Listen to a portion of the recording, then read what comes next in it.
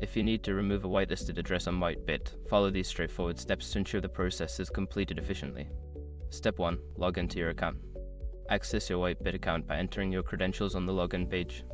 Ensure you are using a secure network to protect your account information. Step 2. Navigate to Security Settings. Once logged in, locate the Security or Account Settings section in the main menu. This is where you can manage your whitelisted addresses. Step 3. Find whitelisted addresses.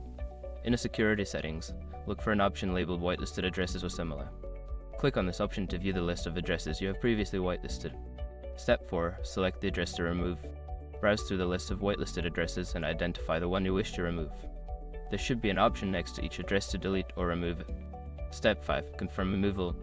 After selecting the address to remove, you will likely be prompted to confirm the action. Follow the on-screen instructions to finalize the removal process. Once you have completed these steps, the whitelisted address will be successfully removed from your account. Always remember to review your security settings regularly to maintain the safety of your account.